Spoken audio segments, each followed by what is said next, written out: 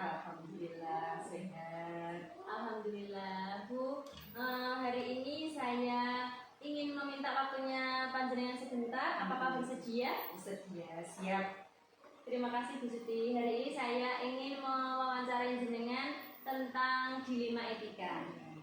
Nanti ada beberapa pertanyaan yang akan saya tanyakan kepada jenengan. Siap.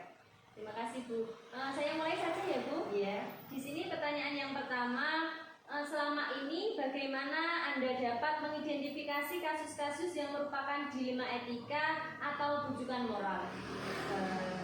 Ini ya Bu ya, saya sebagai Kepala TK Darmawan K6 Sukorejo terhitung sejak tahun 2020 sampai sekarang, saya biasanya kalau mengidentifikasi masalah yang muncul itu dengan cara melihat sisi sebab akibat yang akan muncul dari permasalahan tersebut. Berarti jenengan mulai dari tahun berapa Bu? 2020. Sudah lama sekali ya Bu? 4 tahun. Alhamdulillah. Baik Bu, biasanya kalau mengidentifikasi masalah di sekolah itu dengan melihat sebab dan akibat yang muncul dari permasalahan tersebut. Iya, betul sekali. Terus ini pertanyaan yang kedua, selama ini bagaimana Anda menjalankan pengambilan keputusan di sekolah Anda, terutama untuk kasus-kasus di mana ada dua kepentingan yang sama-sama benar atau sama-sama mengandung nilai kebajikan? Cara saya melakukan pengambilan keputusan yaitu dengan berdiskusi, tentunya berdiskusi dengan warga sekolah, dengan teman guru-guru, dengan warga sekolah lain untuk meminta saran, pendapat serta masukannya dalam pengambilan keputusan dengan mempertimbangkan berbagai aspek. Seperti itu. Berarti Bu Siti melakukan berdiskusi kepada guru atau warga di sekolah untuk mendapatkan solusi dalam pengambilan keputusan. Betul sekali. Kemudian langkah-langkah atau prosedur seperti apa yang biasa Anda lakukan selama ini? Tentang pengambilan keputusan ya, cara pengambilan keputusan di sini saya sebagai kepala sekolah akan mengidentifikasi masalah tersebut, yaitu dengan melakukan investigasi menyeluruh untuk mendapatkan fakta-fakta yang akurat dan relevan tentunya dengan masalah yang sedang terjadi ya. Kemudian saya juga akan mengidentifikasi nilai-nilai etika yang bertentangan dalam situasi tersebut. Di sini juga saya meminta pendapat tentunya dari semua pihak yang terlibat, termasuk siswa, guru-guru, saya juga orang tua serta komite. Dan saya juga akan menganalisis dalam jangka pendek serta jangka panjang dari setiap pilihan yang nantinya akan saya ambil, seperti itu. Dan saya juga memilih opsi, tentunya memilih opsi yang paling sesuai dengan nilai-nilai sekolah yang meminimalkan dampak negatifnya serta memberikan penjelasan yang jelas dan transparan kepada semua pihak terkait tentang keputusan yang nantinya telah diambil. Baik Bu, berarti Bu Siti tadi mengidentifikasi nilai-nilai atau fakta-fakta yang ada, juga memilih opsi terbaik yang sesuai dengan nilai-nilai yang sudah ada di sekolah. Betul untuk sekali. meminimalkan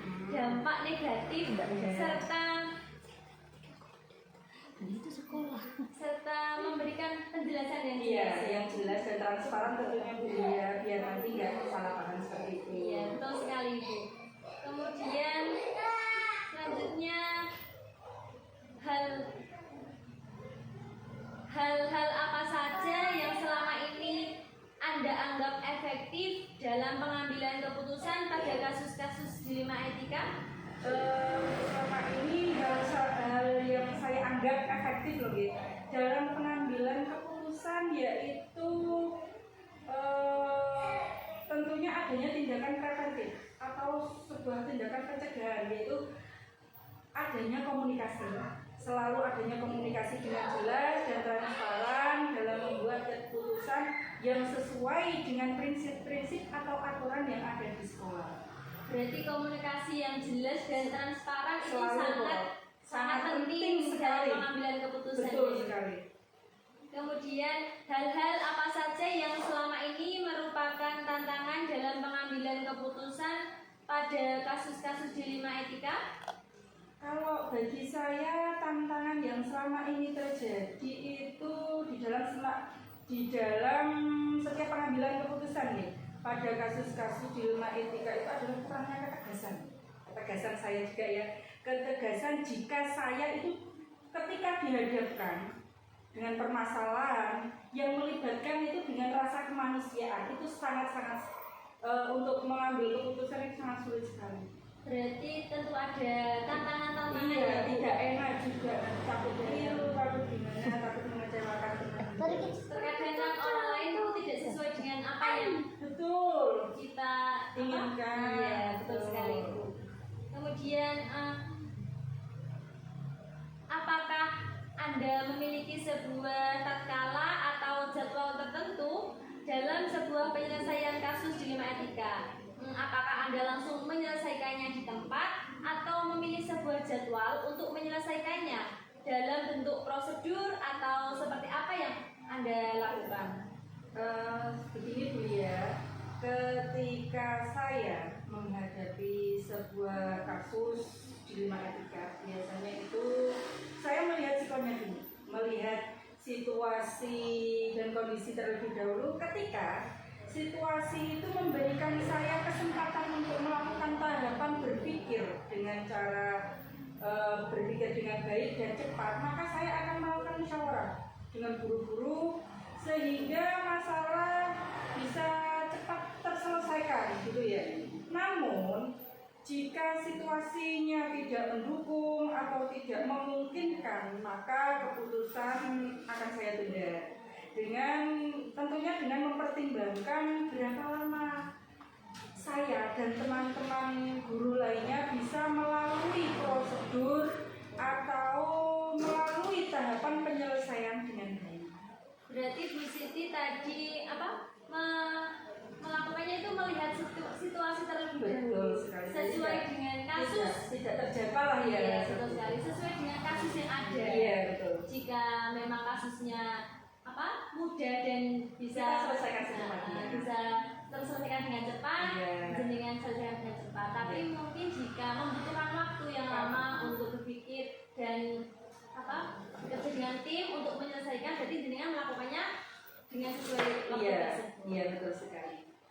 Kemudian adakah seseorang atau faktor-faktor apa yang selama ini mempermudah atau membantu Anda dalam pengambilan keputusan dalam kasus-kasus dilema etika? Ada, tentu ada ya. Yaitu guru itu sangat penting, yaitu dari semua guru yang selalu saya libatkan, yang selalu saya ajak untuk bermusyawarah ketika saya dihadapkan dengan kasus-kasus dilema etika. Terkadang kalau saya bermusyawarah dengan guru-guru ternyata belum bisa mengambil sebuah keputusan, saya juga akan melibatkan konsultan dari ketua gugus, kadang juga dari pengawas TK ya, sehingga saya bisa mendapatkan solusi yang terbaik untuk menyelesaikannya. Seperti itu. Baik Bu, berarti Bu Siti selain musyawarah dengan guru yang ada di lembaga, Bu Siti juga minta pendapat Iya, Pak. meminta pendapat dari ketua gugus Iya, atau betul. pengawas sekolah. Iya, betul sekali. Oke, Bu. Terus ini yang terakhir dari semua hal yang telah disampaikan, pembelajaran apa yang dapat Anda petik dari pengalaman Anda dalam mengambil keputusan di Dilema Etika? Ada beberapa hal yang saya ambil atau pembelajaran yang dapat saya ambil dari masalah dilema etika yang terjadi di sekolah, yaitu bagaimana kita dalam menyikapi permasalahan yang muncul itu. Terus selanjutnya cara penyampaian yang saya lakukan itu dilakukan dengan harus baik, santun tentunya, dan menghargai perasaan orang gitu ya. Dan juga saya harus memberikan sebuah alasan yang relevan ataupun masuk akal sehingga orang lain dapat memahami kondisinya. Dalam hal ini saya juga menekankan tentang pentingnya berdiskusi ataupun pentingnya bermusyawarah dengan warga sekolah untuk mencari solusi terbaik dari semua permasalahan yang ada di lembaga ini. Baik, Bu. Berarti apa namanya? Dari masalah tentunya juga kita dapat belajar ya, Bu, mendapatkan pengalaman dan pembelajaran Betul sekali. untuk menyelesaikan masalah tersebut. Iya. Dari tadi saya melakukan wawancara kepada Bu Siti, saya menyimpulkan bahwa dalam penyelesaian masalah pada dilema etika itu juga Sangat penting untuk itu, berdiskusi itu penting ya. baik, Bu, dari wawancara yang sudah saya lakukan kepada Ibu Siti, saya menyimpulkan bahwa dalam penyelesaian masalah dipentingkan adanya diskusi kepada warga yang ada di sekolah. Betul sekali. Kemudian tadi juga ada langkah-langkah ya, Bu, dalam penyelesaian masalah, termasuk mengidentifikasi Betul masalah. sekali, identifikasi dulu. Nah, dari apa? Menggali informasi adanya kasus tersebut. Iya. Kemudian dari apa namanya, hal tersebut dalam pengambilan keputusan itu juga adanya tindakan yang nyata dari kasus-kasus dan adanya transparan untuk pengambilan keputusan kepada bersama warga Warga atau sekolah. guru-guru Iya. terkait wali murid yang ada di sekolah. Nanti kalau tidak keterbukaan. Iya, kalau tidak transparan takutnya nanti adanya kesalahpahaman seperti itu. Iya, benar sekali, Bu. Tadi juga saya menyimpulkan bahwa Bu Siti itu ketika menyelesaikan masalah juga adanya dukungan dari warga sekolah, juga dari luar, termasuk dari ketua gugus dan juga ibu pengawas. Betul sekali. Tadi juga ada itu ya, Bu, namanya apa? Tantangan. Iya. Dalam menyelesaikan masalah tentunya ada tantangan, yaitu adanya Kalau ketidakenakan. tidak enak ketika kita menyampaikan pendapat. Iya. Takutnya apa namanya? Menyinggung perasaan sekali. dari orang lain. Iya, betul. Baik, Bu, saya sudah dapat menyimpulkan itu. Kemudian terima kasih atas waktunya. Iya, sama-sama Bu Dia. Saya mendapatkan pengalaman baru dari wawancara tadi dengan panjenengan. Semoga lebih bermanfaat lagi dan saya bisa belajar lebih banyak lagi. Siap. Mohon maaf jika ada salah dari saya. Iya, sama-sama. Dan terima kasih yang sebanyak-banyaknya. Assalamualaikum warahmatullahi wabarakatuh. Waalaikumsalam warahmatullahi wabarakatuh. Waalaikumsalam Bu Lia. Bagaimana kabarnya hari ini, Bu Hen? Alhamdulillah sehat Bu. Alhamdulillah. Bu Hen, hari ini saya ingin meminta waktunya panjenengan sebentar. Apakah bersedia, Bu Hen? Bersedia Bu Lia. Terima kasih, Bu Hen. Kali ini saya ingin mewawancarai jenengan terkait dilema etika. Di sini nanti ada beberapa pertanyaan yang ingin saya tanyakan kepada Bu Hen. Iya, Bu. Saya mulai ya Bu Hen. Yang pertama, selama ini bagaimana Anda dapat mengidentifikasi kasus-kasus yang merupakan dilema etika atau bujukan moral? Saya biasanya tahu, Bu, kalau ada dilema etika saat ada konflik antara aturan sekolah dengan kebutuhan pribadi siswa. Seperti kasus siswa terlambat, tapi dia punya niat tinggi untuk tetap masuk sekolah, Bu. Atau bisa juga siswa berkelahi karena hal sepele. Namanya anak kecil, setelah berkelahi dia kan langsung pekan lagi, Bu. Iya, berarti jenengan tahu itu dari konflik yang ada di sekolahan ya Bu. Iya. Termasuk kasus anak yang ada di sekolahan begitu. Selanjutnya, selama ini bagaimana Anda menjalankan pengambilan keputusan di sekolah Anda, terutama untuk kasus-kasus di mana ada dua kepentingan yang sama-sama benar atau sama-sama mengandung nilai kebajikan?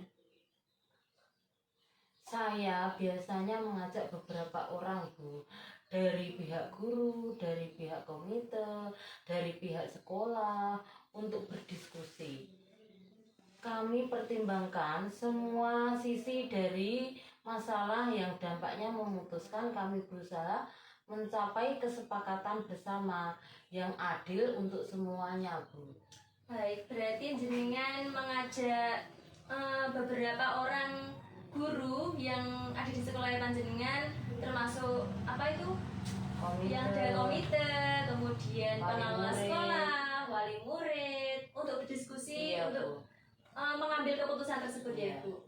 Kemudian ini pertanyaan selanjutnya, langkah-langkah atau prosedur seperti apa yang biasa Anda lakukan selama ini Bu? Ibu? Langkah-langkah saya ada 5 langkah, Bu, yaitu 1. Kumpulan semua konfirmasi yang terkait. Yang kedua, identifikasi nilai-nilai yang bertentangan. Yang ketiga, pertimbangkan dampak keputusan untuk semua orang, diskusi dengan tim. Yang kelima, ambil keputusan analisis tersebut. Yang keempat tuh ya, ambil keputusan analisis tersebut. Yang kelima yaitu membuat rencana untuk melaksanakan keputusan, biar semuanya tahu keputusannya yang terbaik bagaimana, Bu.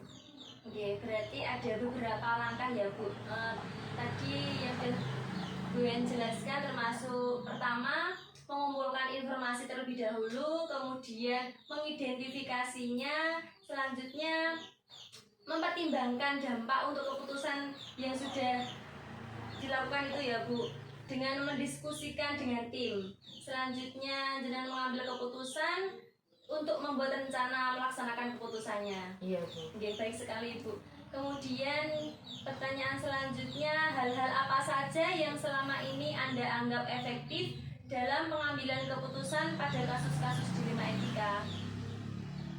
Yang saya anggap efektif yaitu yang paling efektif adalah melibatkan berbagai orang dalam proses keputusan, berkomunikasi dengan jelas dan transparan membuat keputusan, juga mengikuti prosedur yang sudah ada dan memastikan keputusan sesuai dengan prinsip-prinsip aturan di sekolah kami, Bu. Berarti Bu Hen melibatkan berbagai orang yang ada di sekolah tersebut untuk pengambilan keputusan ya Bu. Iya, Bu ya. Tetapi juga dengan mengambil keputusan dengan transparan dan jelas ya Bu ya. Tetapi tetap sesuai dengan prosedur yang sudah ada di lembaga. Sesuai dengan aturan-aturan yang ada di sekolah kami, Bu. Oke, baik Bu. Terus selanjutnya, apakah Anda memiliki sebuah tatkala atau jadwal tertentu dalam sebuah penyelesaian kasus? Kemudian, maaf Bu, terlewatkan. Kemudian apakah hal-hal apa saja yang selama ini merupakan tantangan dalam pengambilan keputusan pada kasus dilema etika?